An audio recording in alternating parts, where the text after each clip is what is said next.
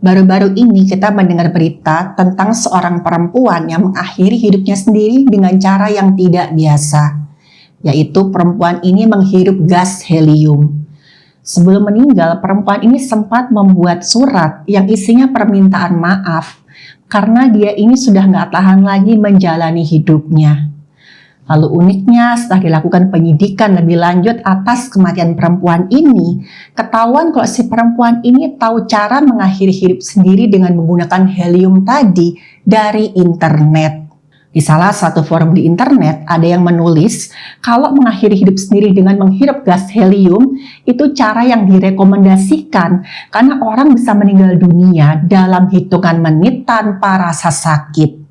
Apa ini benar? Tentu saja tidak. Karena ada cerita tentang seorang laki-laki, dia mencoba mengakhiri hidupnya sendiri dengan cara yang sama, tapi dia berhasil selamat. Dan dia hidup untuk menceritakan lagi pengalamannya dan apa yang dia rasakan saat dia mencoba mengakhiri hidupnya sendiri.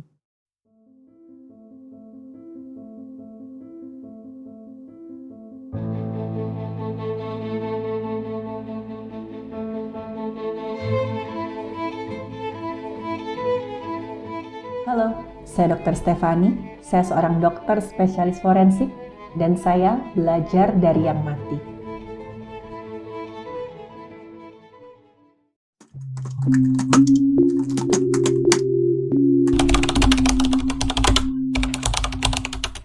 Laki-laki ini berusia 27 tahun, dia tuh berasal dari keluarga yang sangat bahagia. Bapak dan ibunya tuh sangat berkecukupan, hidupnya selalu enak, dan sampai dari kecil hingga dia dewasa, dia itu bisa mengenyam pendidikan di tempat yang bagus.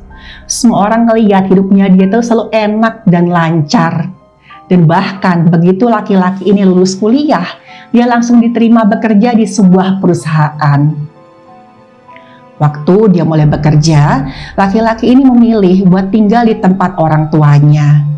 Selain karena kantornya ini nggak jauh dari rumah orang tuanya, dia juga berpikir orang tuaku ini kan sudah tua. Dengan aku masih tinggal di rumah, aku bisa bantu mengurus mereka. Laki-laki ini juga punya pacar, hubungan mereka sudah berjalan lama dan mereka rencana akan menikah. Mereka sudah merencanakan semuanya dengan matang, mulai dari gedung, memilih undangan, foto prewedding, sampai memilih rumah buat nanti mereka tinggali. Mereka menghitung budget, mereka sisihkan setiap kali mereka mendapat gaji untuk biaya pernikahan dan juga nanti pada saat mereka sudah menikah. Sayangnya, manusia boleh berencana, tapi Tuhan yang menentukan. Baru 1 tahun laki-laki ini bekerja, perusahaan tempat dia bekerja itu bangkrut. Dan otomatis laki-laki ini kehilangan pekerjaannya. Setelah itu dia berusaha mencari pekerjaan lain. Tapi nggak mudah, ditambah lagi di saat yang bersamaan pacarnya tuh mendesak supaya mereka tetap menikah sesuai dengan jadwal yang sudah mereka tetapkan. Pacarnya bilang, kalau soal uang kan gampang, kita berdua sama-sama berasal dari keluarga yang mampu untuk nanti membiayai pernikahan, bahkan nanti setelah mereka menikah, hidup selama beberapa bulan, kita kan masih bisa minta dari orang tua. Tapi laki-laki ini nggak setuju. Bagaimanapun dia punya harga diri sebagai laki-laki. Kalau dia sudah berani menikahi anak gadis orang, otomatis anak ini menjadi tanggung jawabnya secara penuh. Dia tidak mau mengandalkan harta keluarga. Waktu laki-laki ini menjelaskan ke pacarnya, bukannya mengerti, pacarnya malah marah. Pacarnya bilang, kamu nggak malu? Undangan ini kan sudah disebar. Kita juga sudah bilang ke teman-teman kalau kita akan segera menikah. Foto prewedding kita aja sudah ada di mana-mana loh. Masa iya kamu tuh tega bilang kita akan menunda pernikahan kita? Laki-laki ini bilang, lebih baik kita malu di sini daripada seumur hidup nanti aku menanggung malu karena mengandalkan harta orang tua untuk menghidupi anak gadis yang sudah aku minta dari keluarganya. Dijelaskan seperti ini, bukannya mengerti, pacarnya malah memutuskan hubungan mereka. Dan hal ini tentu saja membuat si laki-laki tambah terpuruk. Belum lagi omongan tetangga di sekitar rumah orang tuanya. Tetangga mulai melihat kalau si anak laki-laki ini masih tinggal di rumah orang tuanya dan sehari-hari cuma ada di rumah. Otomatis tetangga mikir, apa nggak kerja? Bahkan nih ada tetangga yang terang-terangan ngomong ke orang tua si laki-laki ini, loh anak bapak sama ibu nggak kerja? Kok setiap hari cuma diam di rumah? Lebih baik langsung cari pekerjaan deh. Malu tahu kok anak laki-laki sudah dewasa cuma nganggur malas-malesan di rumah. Kedua orang tua laki-laki ini sebenarnya nggak mau ambil pusing sama omongan tetangga. Karena mereka juga ngelihat kalau anak mereka ini bukannya males, tapi memang belum mendapatkan pekerjaan baru. Mereka lihat kok anak mereka juga berusaha mengirim lamaran pekerjaan, nyari info lowongan kerja. Lagi pula ayah dan ibu si laki-laki ini juga punya usaha catering makanan rumahan. Dan penghasilannya masih cukup untuk menghidupi mereka bertiga. Tapi anak laki-laki ini malah merasa tambah tertekan karena dia merasa aku nih kayak beban ya di keluargaku. Kadang-kadang supaya keluarganya ini nggak mendapat malu, dia tuh pergi keluar rumah berpakaian rapi, dia bawa tas seakan-akan dia pergi kerja. Padahal selama di luar itu, dia cuma mundar-mandir tanpa tujuan yang pasti. Dan saat sendirian itu, kadang-kadang si laki-laki ini merenung. Dia mulai ngerasa, hidup kok nggak adil ya? Salahku tuh apa sih? Pernah beberapa kali laki-laki ini minta info lowongan pekerjaan dari teman-temannya. Tapi beberapa temannya bukannya mendukung, mereka malah menyukuri nasib si laki-laki ini. Bahkan ada temannya yang tega ngomong, dari dulu hidup kamu tuh enak ya. Kamu tuh punya orang tua yang berkecukupan, kuliahmu lancar, mana pernah kamu hidup susah. Nah, sekarang rasakan nih, saatnya kamu merasakan kerasnya hidup yang sesungguhnya. Dan mendengar ini, laki-laki ini semakin terpuruk. Dia merasa sendirian dan seluruh dunia tuh seakan memusuhi dia dengan alasan yang dia sendiri nggak ngerti salahku tuh apa loh. Selama ini aku tuh selalu baik sama orang, mau keluarga, mau teman-teman. Hubungan kami selalu baik kok. Aku nggak pernah merasa sombong atas apa yang dimiliki oleh orang tuaku. Aku ya berusaha. Tapi laki-laki ini harus menghadapi kenyataan yang pahit. Kalau memang beberapa temannya ini hanya teman palsu. Mereka bermanis-manis di depan si laki-laki ini pada saat dia sedang senang. Tapi saat laki-laki ini jatuh, bukannya mereka mendukung, mereka malah menyukuri. Dan puncaknya si laki-laki ini itu merasa dia tidak lagi punya harapan atas masa depannya. Suatu hari ada seorang laki-laki yang dibawa oleh orang tuanya ke instalasi gawat darurat sebuah rumah sakit.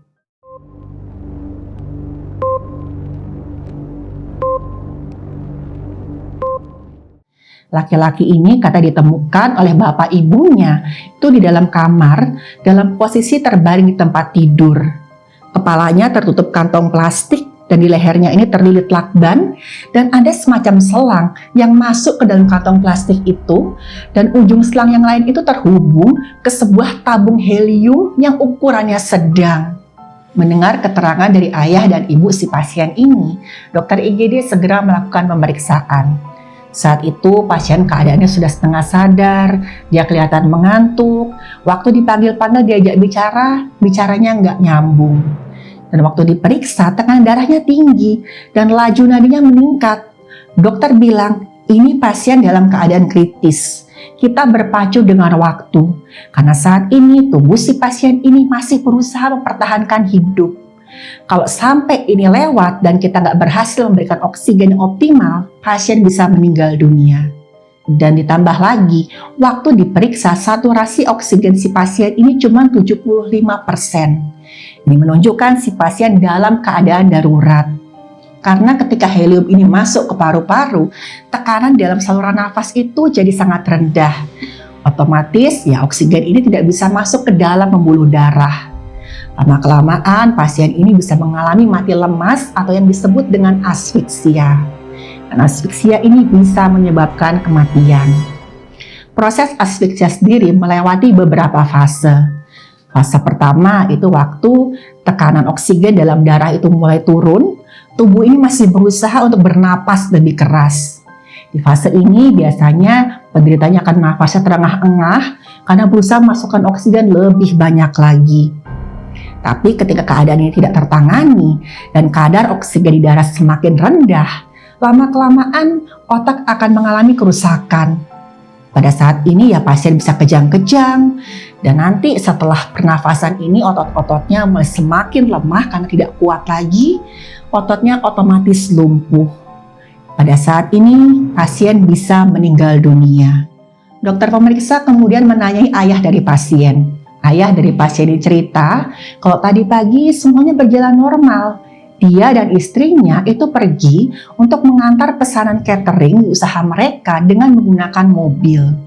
Tapi baru setengah perjalanan tiba-tiba ayah pasien ini teringat kalau dompetnya ketinggalan. Tadinya ayah pasien bilang, udahlah kita lanjut aja perjalanannya. Tapi ibu pasien menolak.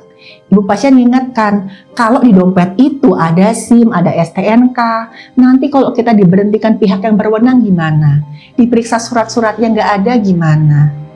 Lagi pula misalkan saat itu mereka mau buru-buru pulang, mereka masih punya waktu untuk mengantarkan pesanan makanan tadi tepat waktu ke semua pelanggan mereka.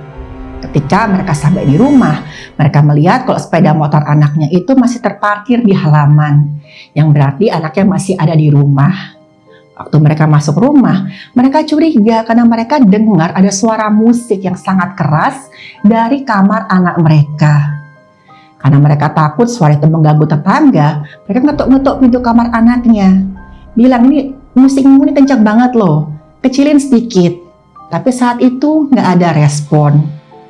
Kemudian si ayah ini membuka pintu dan dia sangat kaget melihat kondisi anaknya. Karena yang dia lihat seperti yang diceritakan tadi, anaknya terbaring di tempat tidur, kepalanya tertutup plastik, dan bahkan ada lakban itu melingkari lehernya, itu sudah plastiknya nggak copot. Dan dalam plastik itu tersambung selang, yang kemudian tersambung lagi ke botol gas helium. Sudah jelas kalau anaknya ini berusaha mengakhiri hidupnya sendiri.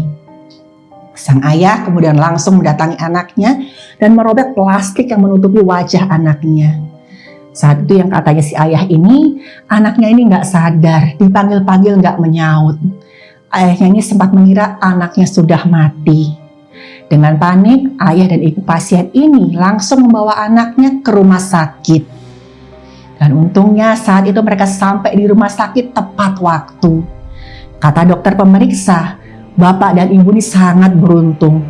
Kalau kalian telat beberapa menit saja, nyawa pasien ini pasti tidak tertolong.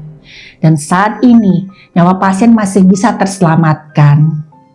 Dokter pemeriksa kemudian memasang ventilator dan oksigen 100% untuk membetulkan kadar oksigen di darah.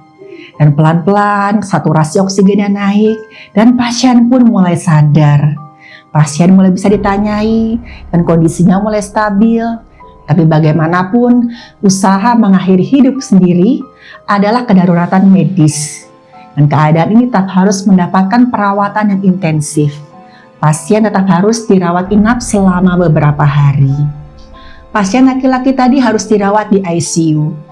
Di hari ketiga baru dia boleh lepas ventilator, dia dipindah ke bangsal rawat biasa. Kondisinya semakin stabil dan dia pun dibantu oleh dokter ahli kedokteran jiwa dan dia mulai bisa menceritakan apa yang terjadi.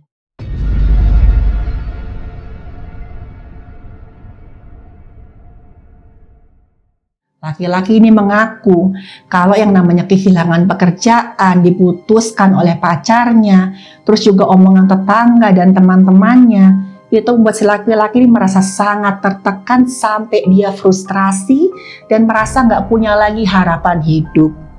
Laki-laki ini bilang, seluruh dunia tuh seakan-akan memusuhi saya dengan alasan yang saya sendiri nggak tahu apa. Saya ngerasa hidup saya tuh cuman kayak beban aja. Laki-laki ini juga merasa dia itu manusia yang gak ada gunanya lagi kalau hidup di dunia. Dan lebih baik kalau dia tidak ada.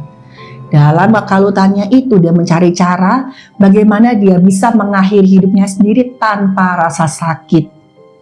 Dan dia mencari itu di internet. Setelah melakukan pencarian, laki-laki ini ketemu sebuah artikel yang judulnya Tips Mengakhiri Hidup Sendiri Tanpa Rasa Sakit. Artikel itu ditulis oleh seorang penulis anonim, dan di situ si penulis menjelaskan secara detail langkah-langkah yang harus dilakukan, pilihan-pilihan bagaimana seorang bisa meninggal dunia tanpa rasa sakit sama sekali. Selama berhari-hari, laki-laki itu mempelajari setiap cara yang ditulis di artikel itu. Gak jarang setiap kali dia membaca itu, dia nangis karena dia teringat orang tuanya. Tapi akhirnya laki-laki ini berpikir, sudahlah, lebih baik saya mengakhiri hidup saya. Laki-laki ini mengaku kalau saat itu dia gak bisa berpikir jernih. Yang ada dalam pikirannya, nanti orang tua saya palingan akan sedih beberapa bulan. Dan setelah itu, mereka bisa melanjutkan hidup tanpa terbebani oleh saya. Laki-laki itu menemukan satu cara yang disebut dengan kantong kematian. Caranya dengan menutupi kepala menggunakan kantong plastik, lalu mengalir gas helium ke dalam kantong. Nah, di artikel itu katanya metode ini adalah metode yang paling cepat tanpa rasa sakit sama sekali. Dan ini paling banyak dipilih oleh orang-orang yang ingin mengakhiri hidupnya sendiri.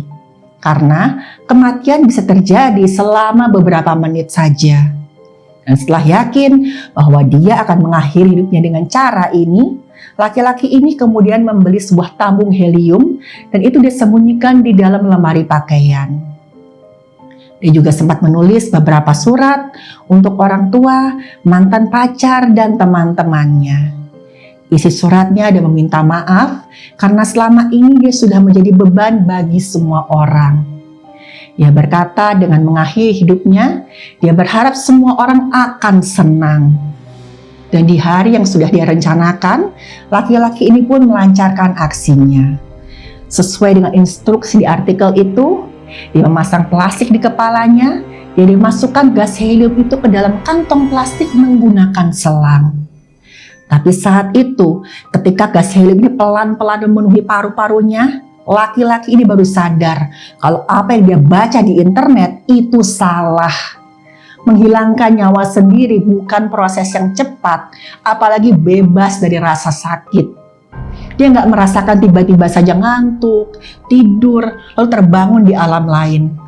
Yang dirasakan oleh laki-laki itu, seiring dengan turunnya oksigen di paru-parunya, adalah kesakitan yang sangat luar biasa. Sakitnya itu di dadanya dan mengalir sampai ke seluruh tubuh. Kata laki-laki itu yang mungkin ya saat itu baru berlangsung beberapa menit. Tapi dengan kesakitan segitu hebatnya, rasa itu kayak berabad-abad. Dalam kesakitannya itu sebenarnya si laki-laki ini ingin merobek kantong plastik di kepalanya. Tapi saat itu tubuhnya sudah lemas dan gak bisa bergerak. Di saat yang bersamaan laki-laki ini mulai ngerasa kalau paru-parunya itu kayak terisi cairan. Tapi dia gak bisa batuk untuk mengeluarkan cairan itu. Dia kayak tenggelam di cairan tubuhnya sendiri. Yang bisa dia lakukan selama bermenit-menit yang terasa kayak berabad-abad tadi, itu hanya tiduran. Dengan rasa sakit di seluruh tubuh, terutama di bagian dada. Dan saat itu dalam keadaan separuh sadar, laki-laki ini teringat dia sudah melakukan satu kesalahan besar di hidupnya. Dan semua yang dia alami itu bukan alasan untuk mengakhiri hidup sendiri. Dan sebenarnya masalahnya itu bisa terselesaikan kok. Laki-laki ini juga teringat orang tuanya. Dia mulai menangis dan membayangkan rasa sakit dan trauma yang nanti akan dia berikan ke orang tuanya kalau mereka menemukan si laki-laki ini dalam keadaan sudah meninggal dunia. Dan di tengah kesakitan luar biasa itu, si laki-laki ini berdoa. Dia berdoa kepada Tuhan agar dia diberi kesempatan yang kedua kali. Dan saat itu tiba-tiba saja laki-laki ini bisa melihat kamarnya lagi. Dia sempat mengira, apa saya udah mati? Tapi kemudian laki-laki ini melihat wajah ayah dan ibunya dan mereka sedang menangis. Kata laki-laki itu, wajah mereka berdua saat menangis sedih ngeliatin saya itu gak akan pernah saya lupa seumur hidup saya. Laki-laki ini sempat mendengar ayah dan ibunya ini bicara dengan suara keras, tapi dia nggak ngerti mereka ini ngomong apa. Dan setelah itu, yang laki-laki ini ingat, dia berada di rumah sakit. Dan pelan-pelan rasa sakitnya mereda. Dan setelah dia mulai sadar dan keadaan sekelilingnya, dia melihat ada dokter. Dan hal pertama yang didengar dari si dokter ini adalah, "Anda selamat, Pak. Tenang, semua akan baik-baik saja." Dan saat itu si laki-laki ini cuma bisa menangis, tapi sekali ini dia merasa lega, dia bersyukur berkali-kali, dia berkata, "Terima kasih Tuhan, terima kasih." Karena Tuhan telah memberikan kesempatan kedua. Dan setelah itu si laki-laki ini memang dia harus menjalani perawatan psikiater. Pelan-pelan kejiwaannya mulai pulih dan berkat dukungan dari orang-orang terdekat, khususnya dari orang tuanya, laki-laki ini mulai bisa semangat lagi. Dan laki-laki ini berniat, dia ingin mencoba membangun hidupnya dari awal lagi.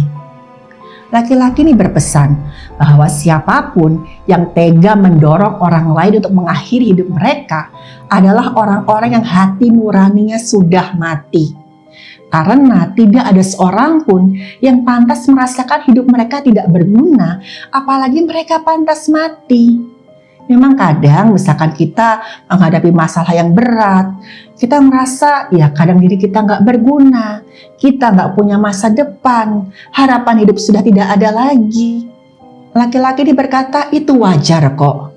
Karena saat kita berada di salah satu titik terendah hidup kita, pikiran kita itu berubah jadi tempat yang sangat berbahaya saat kita sedang kalut. Kalau diibaratkan, pikiran kita itu kayak satu tempat yang penuh dengan orang jahat. Kemana kita pergi, kita cuma mendengar omongan-omongan jahat. Maka, kalau kita berada dengan titik kalut itu, jangan pernah memasuki pikiran kita sendirian. Cari orang yang bisa kita ajak bicara. Ngomong dengan orang terdekat. Dan kalau mereka tidak bisa membantu, jangan takut untuk cari bantuan ke psikiater atau psikolog. Dan terakhir, laki-laki ini berpesan, kalau misalkan ada orang yang sedang dalam masalah yang berat, sedang kalut, apalagi ya berpikiran untuk mengakhiri hidup sendiri, ingat, itu bukan solusi. Mengakhiri hidup sendiri adalah solusi permanen dari sebuah masalah yang sebenarnya itu ya sementara. Gak usah takut untuk mencari bantuan, bicara. Begitu juga kalau ada orang terdekat kita yang kita lihat mereka sedang menghadapi masalah yang berat sampai pikirannya kalut. Temani mereka, jangan biarkan mereka sendiri. Motivasi mereka untuk mencari bantuan psikolog atau psikiater. Karena setiap hidup itu berharga tanpa terkecuali. Terima kasih sudah menonton video saya. Silakan like, share, dan subscribe.